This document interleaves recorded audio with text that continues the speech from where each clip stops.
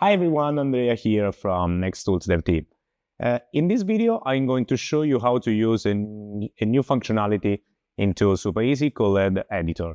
There are situations where you want to create tailor-made functions or discount functions, could be payment functions, delivery functions, and the UI wizard we have into SupaEasy is not enough. So we created the code editor, where you are able to create very custom functionality. So let's take a look on the interface and how does it work. So first thing first, you need to click on the editor section into SupaEasy. And here you will see a new interface where you will be able to create new custom function. I have provided also a series of functions ready-made for you. So here, for example, you have product discount function or the discount function and other type of functions. And if you click on view function, you will see all the explanation on the purpose of this function and how does it work and what you need to provide to get this function working. But let's go back and let's take a look at the interface and what we need to know on how the code editor works. So this is the interface of the code editor, but yeah, let me open a real example so you will be able to see all the functionality. So this is the interface of the code editor. You are requested to provide a title that is for internal usage only, so it will be easier to remember what this function does. And then you will see a section where you are able to insert your custom function that will be written in JavaScript. So you are requested to use JavaScript. And you need to provide well, let's start with first the interface. So we have a right sidebar where we can switch between different function input because we are limited with Shopify Functions in the number of fields that we can retrieve with just one GraphQL query. So if you, for example, want to retrieve from your cart different, let's say, different properties of the product inside your cart, for example, product title, product type, different tags, different collections, and stuff like that, maybe you cannot do this with a specific function input. So we provided different function input that are, think about them like a pre-selected number of fields that you can use to build your function. If you want to check for every function input which fields are available, click on this link, view available function fields, and you will see like a demo input of the function with all the fields available for this specific function input. So for example, standard input right here does have all these fields, but just to give you an example, if you want to check the product title into this function to give a discount on specific products with a specific title, we cannot do this using the standard function input. So let me go back and let me show you this functionality right here. What you need to choose is the product input. So the product input, for example, for discount functions, is a specific input tailor-made on the product. So if I click again on view available function fields, now I will see under the available fields also the title of the product variant and also the title of the product that is here. Now a little explanation for you. Once you save the function, you cannot switch between function input because the function input is connected to the function itself. So when you save it, if you want to switch between function input, you need to delete and create the function from scratch again. Going through, we have this section on the right where you are able to provide also inputs to your function, like cart attribute, product meta field, or customer meta field, product variant meta field. But remember that also if you provide this option to the function, it doesn't mean that they are available into the function input. So keep in mind that you need to check if the cart attribute or other fields are present into available function fields. For example, here we have the cart attribute present into the standard input, but we do not have, for example, the product meta field. So if you check under available function fields, under product, you see that you do not have the product meta field.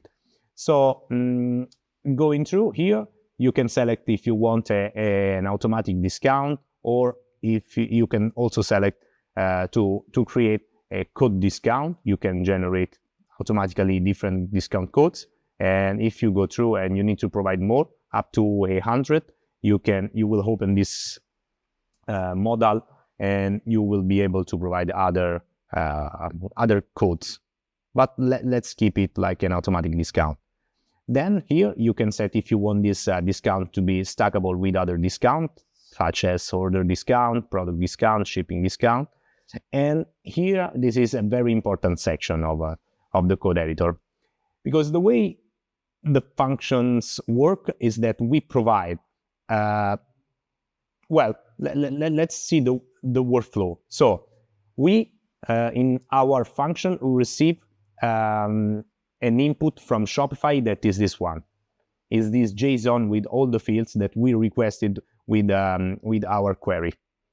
Then we create our logic on top of this JSON logic, and we provide a result to the function, to Shopify itself, that then will apply the discount or the result of our function. That could be a payment function, discount function, delivery function, whatever. But if you want, for example, check if a product has a specific tag or is in a specific collection, we need to provide these collections or collection ID or these tags as an input to the function, because it's a little bit different from Liquid, where Shopify give to you back all the tags related to a product. Here, because it's expensive in terms of computational power or performances for Shopify, to give you back all the tags related to a specific product. So we need to ask Shopify clearly which tag we want to check if it's present on a product. So we will pass the tag right here, and into the input that we receive from Shopify, that is the output of our query, you can see here that we will receive the hashtags key under the product key into the cart, with the tags that we passed, and with a boolean that say if the product contains or not contains the tag that we wanted to check. And this will work the same also for collection and also for customer tag. So taking a look at this specific function right here, we see that is a product discount function. Okay, we provided as an input a specific customer tag that is VIP, and also a specific collection ID right here. And to retrieve the collection ID, you just need to go under products, click on collections, and you can see that the product ID checking the URL address bar on top. Or you can just put .json at the end of the link, and you will see the ID of the collection. So what this function does is check if the customer has a specific tag called VIP. If so, it applies a 45% discount. Otherwise, for other customers, they will get 35% discount. And also the message shown to the customer is different based if the customer is a VIP or not. So take a look at this discount. Let's take a look at this discount on our store. So as you can see, I have this product that is part of the collection. And just to give you an example, I can also add this product right here into the cart. And it should not receive the discount because it's not part of the specified collection. So let's take a look at the cart. As you can see, it's not part of the collection because we are excluding it here. We are saying, is collection qualified? And we are checking that to be qualified, you need to have the isMember equal to true. And the array of the returned collections list should contain the ID that we specified here. But to be able to have this information, we need to pass the information on the right. So now I'm receiving 35% discount on this product right here because Shopify, I'm not logged in, so Shopify is not able to check if I'm a VIP customer or not. But as soon as I reach the checkout, for example, or I log in, whatever, and I put my email, then as you can see, the message change to additional 10% discount, and I get the 10% more discount on this product right here. So just to recap, remember to switch between function input to find the fields you need to build your own custom function. And remember to provide also the variables as an input to the function to use them after into the code editor. And save it, and yeah, okay. Tell us if everything is clear, and leave a comment if you want to see something else covered in the next video. See you.